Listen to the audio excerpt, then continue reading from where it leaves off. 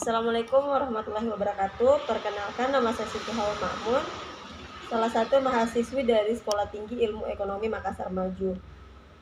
Pada video kali ini, saya akan membawakan materi tentang perspektif metode penelitian kualitatif dan kuantitatif. Nah, adapun pengertian metode penelitian merupakan cara ilmiah yang digunakan dalam mendapatkan data dengan tujuan dan kegunaan tertentu. Adapun jenis-jenis metode penelitian yang berdasarkan tujuan penelitian dibagi menjadi 3. Yang pertama, penelitian dasar. Yang kedua, penelitian pengembangan. Yang ketiga, penelitian terapan. Berdasarkan tingkat kealamiahan tempat penelitian dibagi menjadi 3. Yang pertama, penelitian eksperimen. Yang kedua, penelitian sampel. Yang ketiga, penelitian naturalistik. Nah, selanjutnya adapun pengertian metode penelitian kuantitatif dan kualitatif.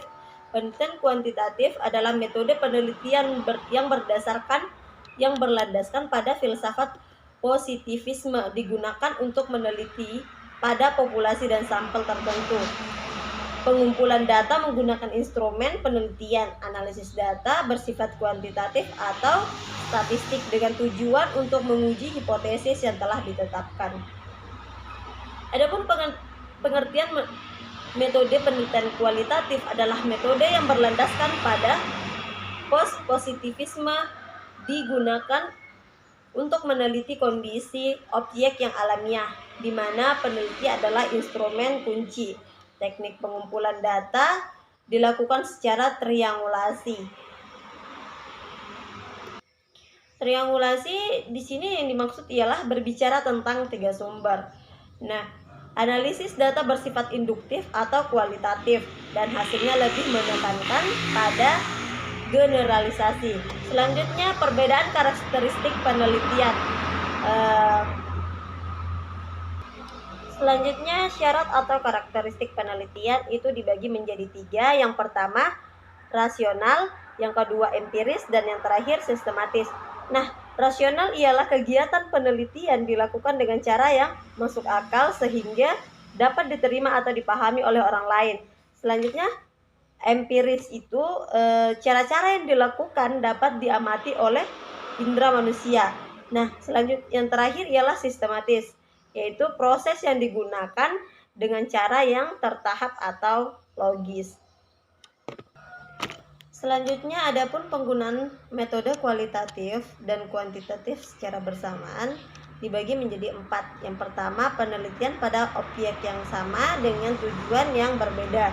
Yang kedua, digunakan secara bergantian. Yang ketiga, hanya sebatas teknik pengumpulan data. Yang keempat, memahami kedua metode tersebut secara jelas. Baiklah, selanjutnya ialah landasan teori dan kerangka berpikir serta pengajuan hipotesis. Yang pertama, pengertian teori. Menurut Kerlingers tahun 1978, teori adalah seperangkat konstruk atau konsep, definisi dan proposisi yang berfungsi untuk melihat fenomena secara sistemik melalui spesifikasi hubungan antar variabel sehingga dapat berguna untuk menjelaskan dan meramalkan fenomena. Menurut Cooper dan Schindler 2003, teori adalah seperangkat konsep, definisi dan proposisi yang tersusun secara sistematis sehingga dapat digunakan untuk menjelaskan dan meramalkan fenomena. Menurut Sugiono tahun 2015, teori adalah alur logika atau penalaran yang merupakan seperangkat konsep, definisi dan proposisi yang disusun secara sistematis. Nah, selanjutnya fungsi teori. Yang pertama, menjelaskan, mempertajam ruang lingkup variabel yang akan diteliti. Yang kedua, meramalkan, merumuskan hipotesis dan menyusun instrumen penelitian. Yang ketiga, kontrol, yaitu membahas hasil penelitian sehingga selanjutnya digunakan untuk memberikan saran dan upaya pemecahan masalah. Yang ketiga, deskripsi teori, uraian sistematis tentang teori dan bukan sekedar pendapat pakar atau penulis buku. Nah, ada pun langkah-langkah pendeskripsian teori. Yang pertama, kerangka berpikir, yaitu menjelaskan secara teoritis pertautan antara variabel yang akan diteliti. Karakter kerangka berpikir yang baik dibagi menjadi 3. Yang pertama, menjelaskan variabel yang akan diteliti. Yang kedua, menjelaskan hubungan antar variabel. Dan yang terakhir, menjelaskan sifat hubungan antar variabel. Nah, selanjutnya hipotesis. Hipotesis merupakan jawaban sementara terhadap rumusan, di mana rumusan masalah penelitian telah dinyatakan dalam bentuk kalimat pertanyaan. Nah, adapun bentuk-bentuk hipotesis terbagi menjadi 3. Yang pertama, hipotesis deskriptif, yang kedua hipotesis komparatif, dan yang terakhir hipotesis asosiatif. Nah, selanjutnya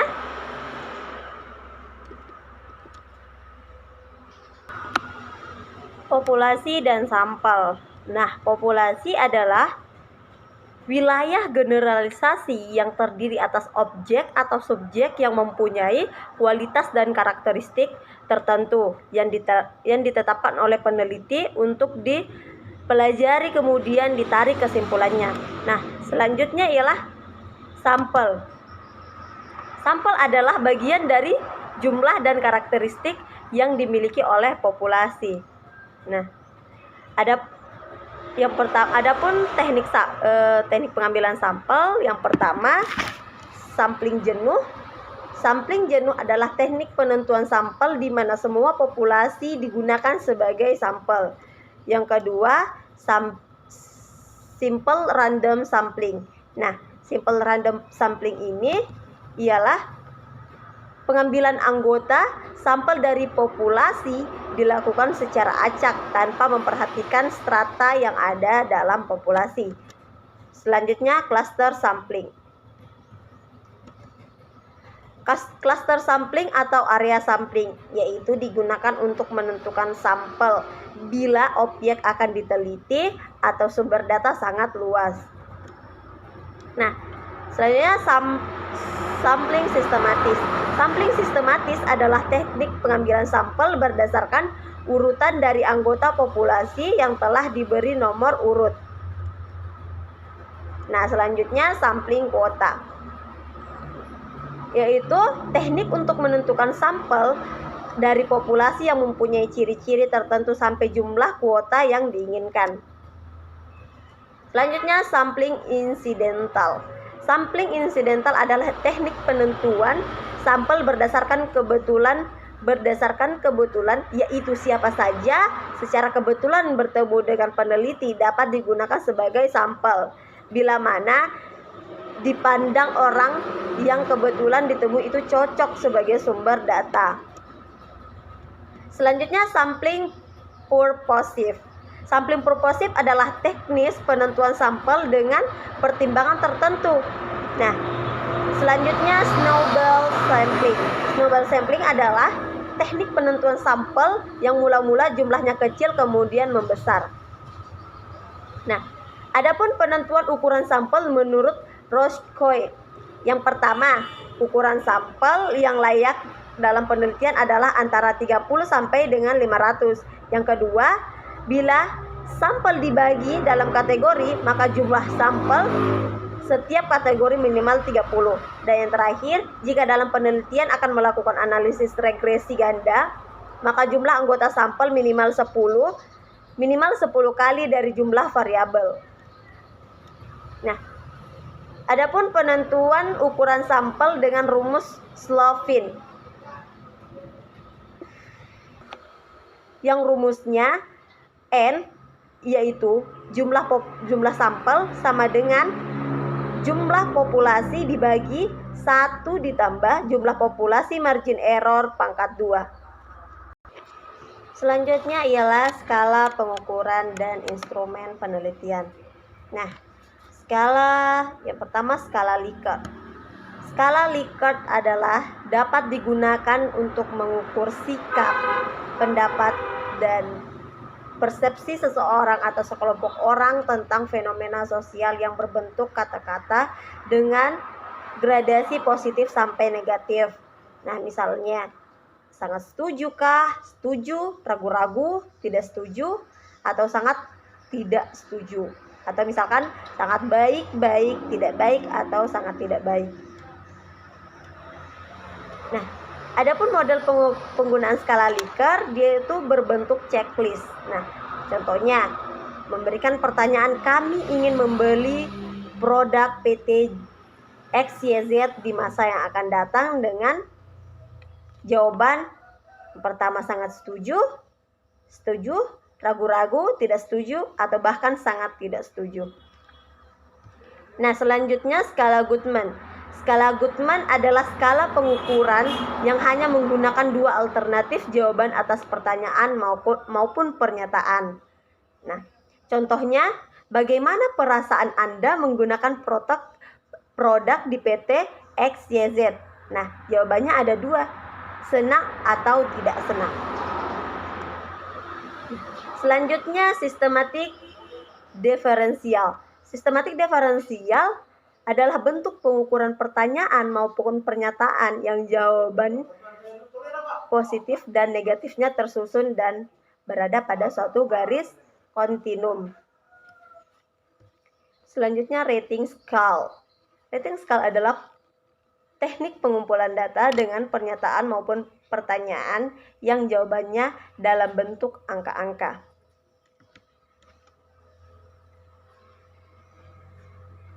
Instrumen penelitian dan cara menyusun instrumen. Nah, instrumen penelitian adalah alat yang digunakan untuk memperoleh atau mendapatkan informasi atau data. Nah, adapun cara menyusun instrumen, yang pertama menetapkan variabel yang akan diteliti. Yang kedua, variabel yang diteliti diberikan definisi operasional.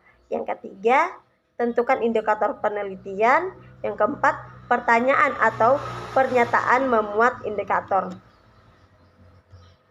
Adapun bentuk-bentuk instrumen ada empat. Yang pertama angket atau kuesioner, yang kedua observasi, yang ketiga wawancara, yang keempat gabungan. Nah, adapun uji validitas instrumen. Uji validitas digunakan untuk mengukur sah atau valid tidaknya suatu kuesioner. Suatu kuesioner dikatakan valid jika pertanyaan pada kuesioner mampu untuk mengungkapkan suatu yang akan diukur oleh kuesioner tersebut, menurut Imam Ghazali dalam Purnomo 2013 halaman 11. Nah, uji reliabilitas itu apa? Uji reliabilitas adalah alat untuk mengukur suatu kuesioner yang mempunyai indikator dari variabel atau konstruk. Suatu kuesioner dinyatakan reliable atau handal jika jawaban seseorang terhadap pernyataan adalah konsisten atau stabil dari waktu ke waktu. Itu menurut Zolim dalam Purnomo 2013 halaman 12. Selanjutnya adalah teknik pengumpulan data dan analisis data. Pengumpulan data berdasarkan tekniknya, yang pertama interview atau wawancara, dibagi menjadi dua, wawancara terstruktur dan wawancara tidak terstruktur. Contoh wawancara terstruktur, bagaimanakah pendapat Bapak atau Ibu terkait kualitas pelayanan pada PT ... Nah, jawabannya terbagi menjadi 4. Yang pertama sangat baik, baik, tidak baik, dan sangat tidak baik. Contoh wawancara tidak berstruktur ialah bagaimana pandangan Bapak atau Ibu dengan produk PT bla bla bla. Nah, yang kedua kuesioner. Prinsip-prinsip penulisan kuesioner atau angket dibagi menjadi beberapa bagian. Yang pertama, isi dan tujuan pertanyaan. Yang kedua, penggunaan bahasa. Yang ketiga, tipe dan bentuk pertanyaan. Yang keempat, pertanyaan tidak mendua. Yang kelima, tidak menanyakan hal yang dianggap membuat orang berpikir berat Yang keenam, pertanyaan tidak menggiring. Yang ketujuh, panjangnya pertanyaan. Yang kedelapan, urutan pertanyaan. Dan yang terakhir, penampilan fisik angket.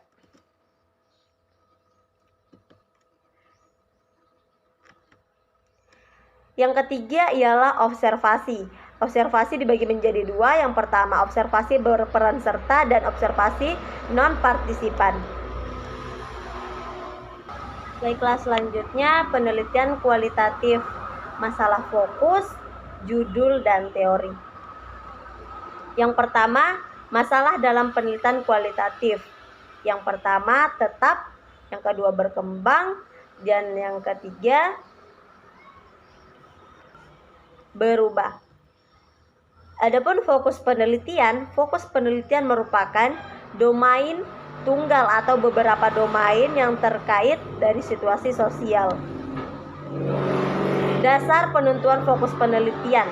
Di kualitatif, keberadaan informasi yang diperoleh dari situasi sosial, sedangkan kuantitatif itu ada tiga. Yang pertama, kepentingan. Yang kedua, urgensi. Yang ketiga, feasible. Alternatif penetapan fokus penelitian.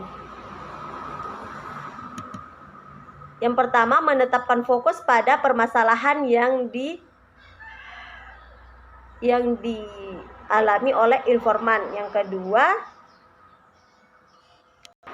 menetapkan fokus berdasarkan permasalahan yang terkait dengan teori yang telah ada. Adapun bentuk rumusan masalah ada tiga. Yang pertama, deskriptif. Yang kedua, komparatif. Yang ketiga, asosiatif. Contoh rumusan masalah. Bagaimana strategi penjualan pada PT XYZ? Bagaimana kualitas produk dengan tingkat harga jual produk PT XYZ? Apakah strategi pemasaran di toko A berbeda dengan toko B? Selanjutnya, judul penelitian kualitatif. Judul penelitian kualitatif tidak harus mencerminkan permasalahan dan variabel yang diteliti, tetapi lebih pada usaha untuk mengungkapkan fenomena dalam situasi secara luas dan mendalam serta menemukan hipotesis dan teori. Teori dalam penelitian kuantitatif jelas atau tetap, menguji teori atau hipotesis, dan yang terakhir terbatas atau sesuai dengan variabel. Sedangkan kualitatif bersifat sementara. Yang kedua, menemukan teori. Yang ketiga, holistik sesuai dengan fenomena yang berkembang di lapangan. Selanjutnya, populasi, sampel, instrumen, dan teknik pengumpulan data dalam penelitian kualitatif. Situasi sosial merupakan objek penelitian yang ingin diketahui apa yang terjadi di dalamnya, yang meliputi tempat, pelaku, dan aktivitas. Yang kedua, selanjutnya informan. Informan merupakan orang yang dimanfaatkan sebagai sumber informasi atau data terkait dari permasalahan latar belakang penelitian. Teknik pengambilan sampel dibagi menjadi dua, probability sampling atau non-probability sampling. Menurut Sanavia Faisal, kriteria sampel yang baik, yang pertama, mereka yang menguasai atau memahami sesuatu melalui proses enkulturasi sehingga sesuatu itu tidak hanya diketahui tetapi juga dihayati. Yang kedua, mereka yang masih terlibat pada kegiatan yang diteliti. Yang ketiga, mereka yang mempunyai waktu yang memadai untuk dimintai keterangan. Dan yang terakhir, mereka yang pada mulanya tergolong cukup asing dengan peneliti sehingga lebih menggairahkan untuk dijadikan semacam guru atau narasumber. Nah, instrumen penelitian kualitatif. Peneliti sebagai instrumen. Teknik pengumpulan data dibagi menjadi 4, observasi, wawancara, dokumentasi, triangulasi atau gabungan. Nah, ragam observasi. Yang pertama, partisipatif. Yang pertama, passive participation. Yang kedua, moderate participation. Yang ketiga, active participation. Yang keempat, complete participation. Nah, yang kedua, terus terang dan tersamar. Dan yang terakhir, tidak terstruktur. Manfaat observasi narration. Yang pertama, memahami konteks data dalam keseluruhan situasi sosial. Yang kedua, diperoleh pengalaman langsung. Yang ketiga, dapat melihat hal-hal yang kurang atau tidak diamati oleh orang lain. Yang keempat, peneliti dapat menemukan hal-hal yang setidaknya tidak diungkapkan oleh responden saat wawancara. Dan yang terakhir, peneliti dapat menemukan hal-hal di luar persepsi responden. Nah, yang selanjutnya objek observasi dibagi menjadi 3. Yang pertama, place, aktor, dan aktivitas. Adapun tahap observasi dibagi menjadi 3. Yang pertama deskriptif, yang kedua terfokus, dan yang terakhir terseleksi. Ragam interview. Yang pertama structured interview, yang kedua semi-structured interview, yang ketiga unstructured interview.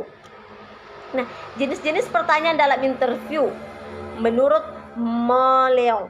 Yang pertama berkaitan dengan pengalaman, yang kedua berkaitan dengan pendapat, yang ketiga berkaitan dengan perasaan, yang keempat berkaitan dengan pengetahuan, yang kelima berkaitan dengan indera, yang terakhir berkaitan dengan latar belakang atau demografi. Nah, adapun alat-alat wawancara, yang pertama buku catatan, yang kedua tape recorder, dan yang terakhir kamera. Nah, triangulasi merupakan teknik pengumpulan data yang berbeda-beda untuk mendapatkan data dari sumber yang sama. Baiklah, sekian dari saya. Assalamualaikum warahmatullahi wabarakatuh.